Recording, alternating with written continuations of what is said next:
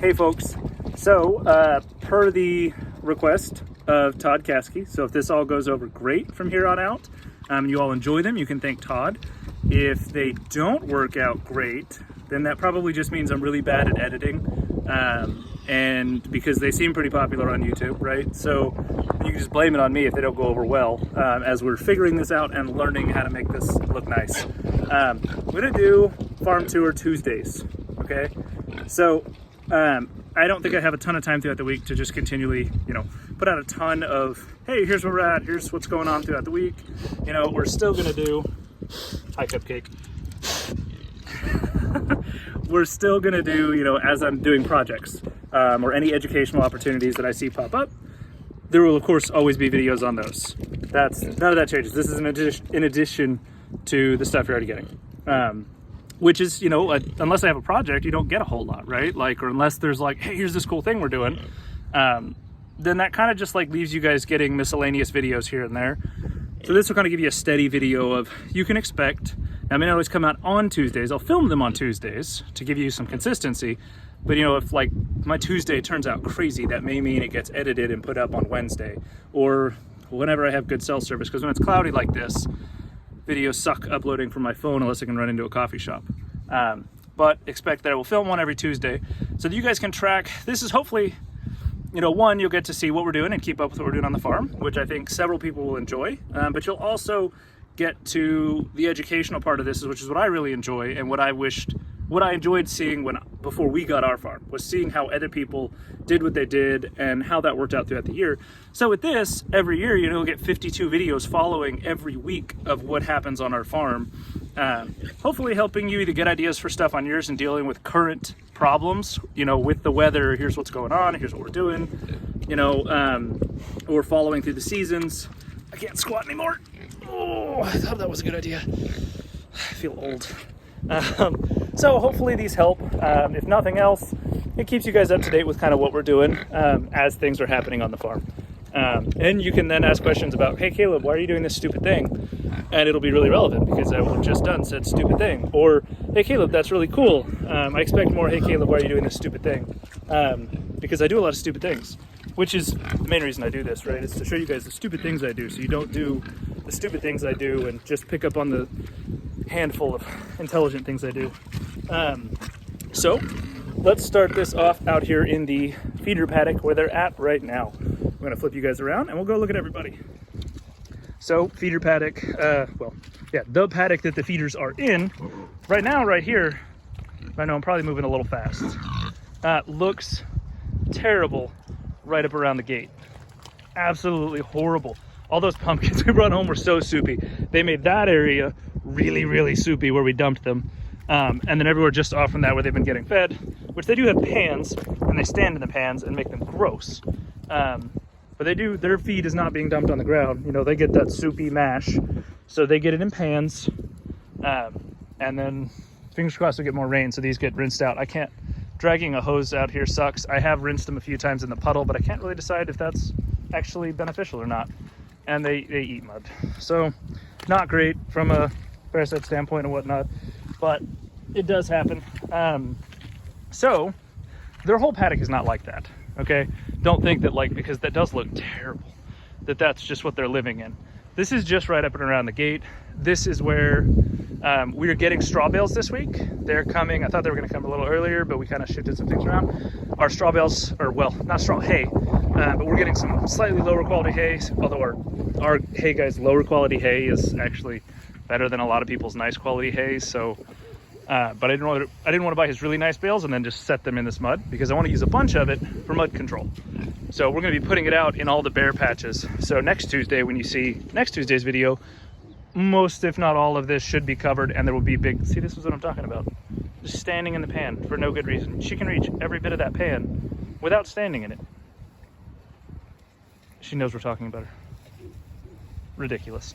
Anywho, so we'll be dropping a bale there. That's where I drop a bale every year. But you can see the rest of their paddock is totally fine.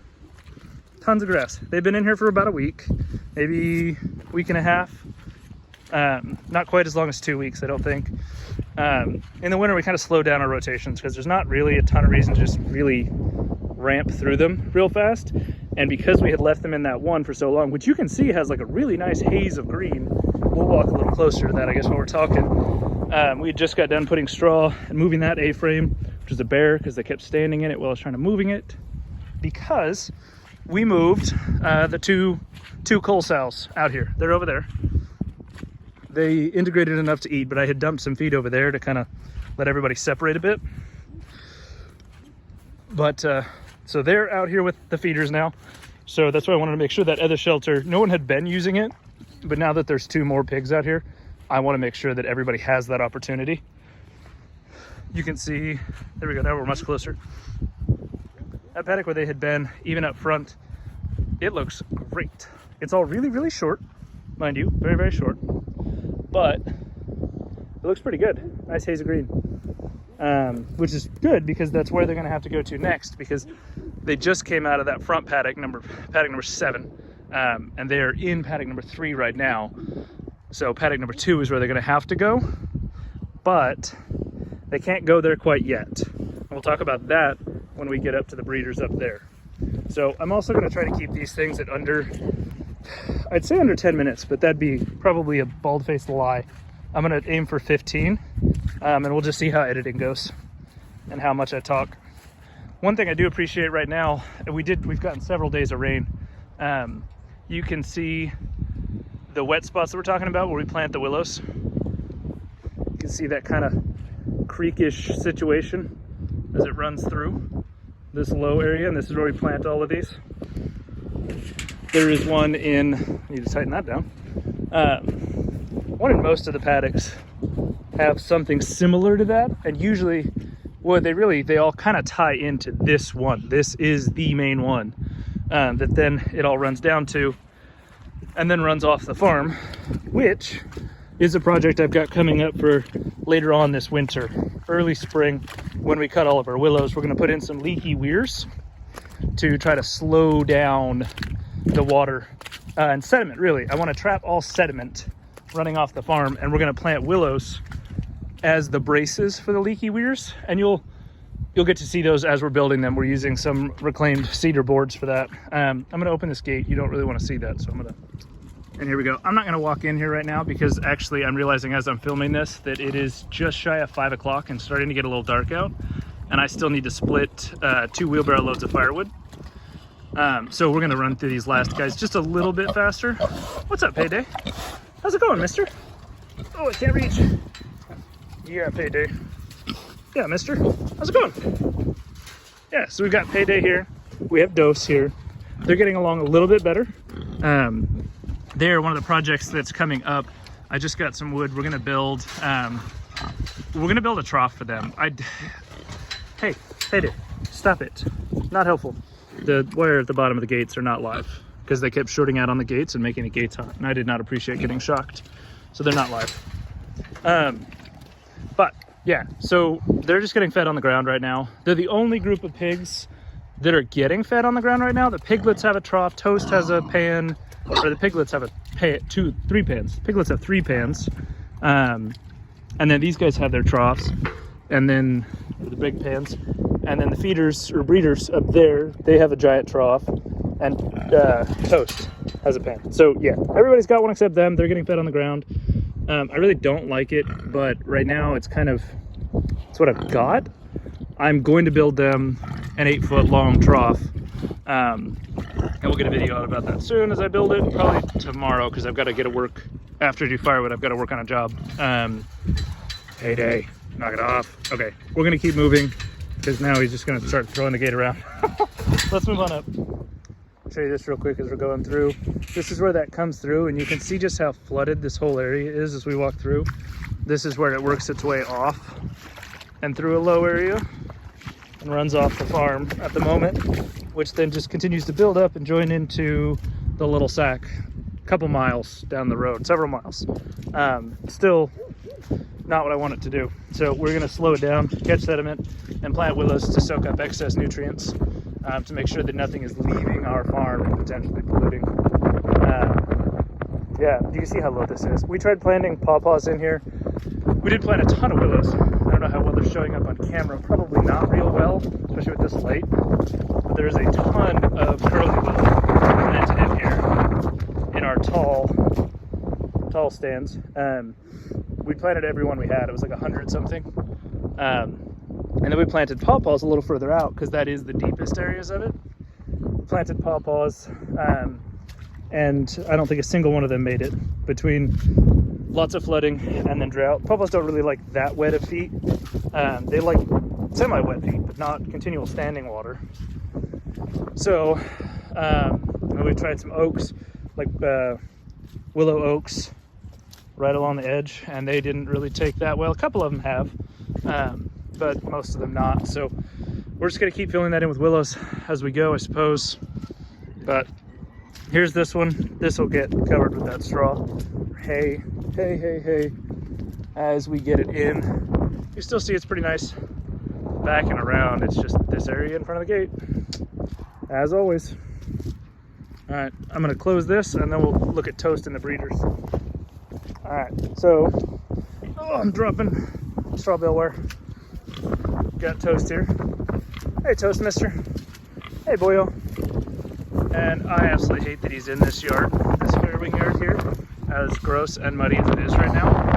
I don't have enough straw on hand to fill this, but he's not supposed to be in here. He's supposed to be in the big old quarantine yard, way over on the other side of the farm.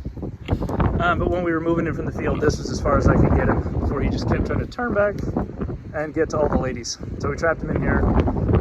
They're going out to that field, to paddock number 1, which is why I can't yet move the feeder gilts and those 2 coal sows over to paddock number 2 over there, because I don't want them fence to fence with those guys when they move. Which, as soon as the hay comes, we're going to move the hay around. I'm going to ask a couple neighbors, several of them have tractors and are always offering to move things around with them if I need it, and rarely do I ever need it, but moving round bales is something I need. So I'll ask one of them and we'll get them moved around, and then when they're not right here, hopefully Mr. Goober, hopefully he will then follow me over to the quarantine yard, where he will have a much bigger area that is not just standing mud, mister. So yeah, let's go around real quick here, and you can see the pad is mostly cleared. I have a bunch of firewood still to split, and we have some stuff that, now that the wood is burned from the chicken coop, if you saw the biochar video, this can all go in the trash this week. It was buried. These guys are currently standing in the concrete section where one of their shelters are, but this is the L paddock, so you can see that gate is open right there. They have this whole thing that goes around into the front of the property, so that is a huge thing. It's probably 1/4 acre to 1/10 of an acre, somewhere around there, of pasture this time of year, that they have access to. So they're choosing to be in here. I really do appreciate it, because Biscuit, her hooves are getting a little long, so it's nice for her to be on the concrete and try to wear them down a little bit instead of standing in soft mud. That's where she's at right now. She's off somewhere around the L, or I may see her back leg in the shelter right there. She was out there a little bit ago. You guys have already been fed. Isn't that right, Miss Ginger? Yeah? How about you? You got a donut? And Red? New guy seems to be doing good. He got Biscuit the other day, so fingers crossed that all goes well. Yeah, bathtub did great. Beyond, me not putting the fire out fast enough. Let's go check out the piglets. I think we're gonna sneak up on them. Oh no, they heard us.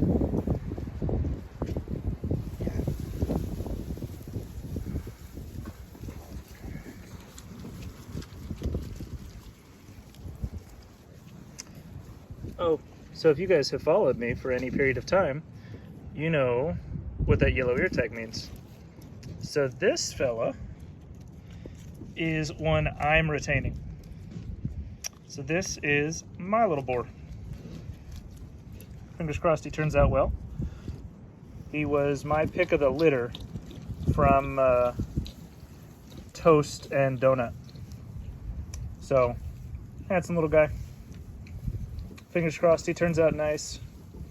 Snout is kind of shaping a little different than I thought it was gonna, but we'll see how that goes as he gets a little bigger. It's not bad, it's just not what he looked like.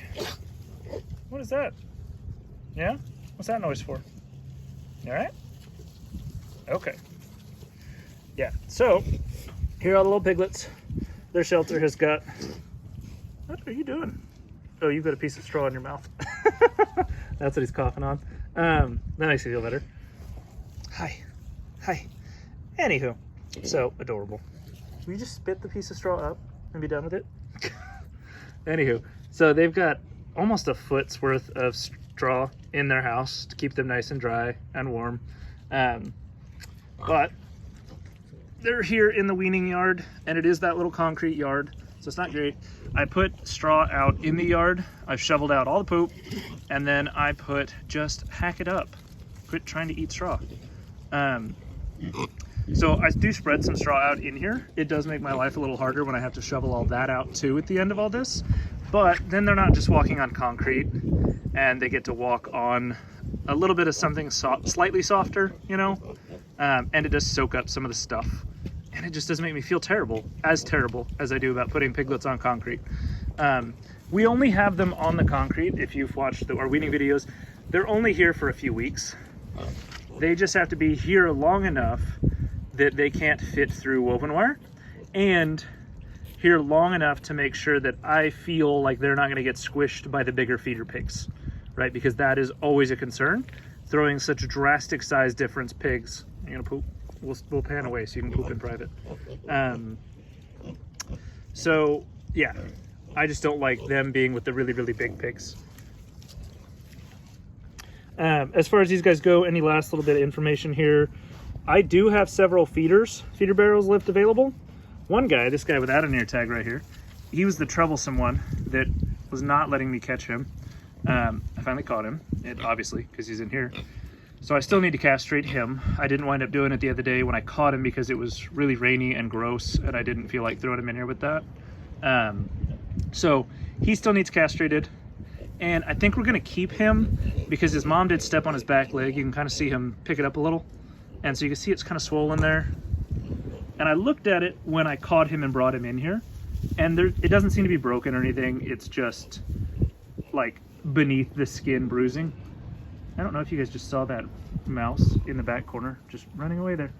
The piglet just saw it. Anywho, so he's still there. Now he's gone. No, he's still there. Now he's gone. I think I can see the straw still moving. Sorry, ADHD. Anywho, yeah, it's not that serious, but it's serious enough that we'll probably keep him for ourselves just in case. And I'm not real confident about selling. That's a barrow back there.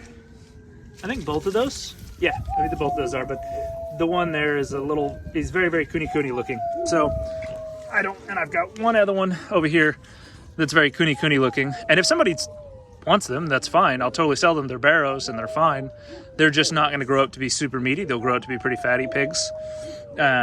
Which now that we're making, candles and soaps and, what is that? Candles, soaps, and suet. So, which we do have the suet and the candles up on the website, and soap will be a little bit closer to Christmas, another week or two, and we'll have the soap up on the website also. But yeah, if you're interested in any feeders, I think there's like 4 left that I'm comfortable selling in here, between that one's foot thing and the 2 looking like coonies. If you don't mind that they look like coonies, they're the same size as everybody else, so I'm not worried about them being real runty. They're just really chubby. Yeah, you're really chubby. Okay, well, that's really all I've got going on the farm right now. So I'm gonna wrap this out and let you guys go.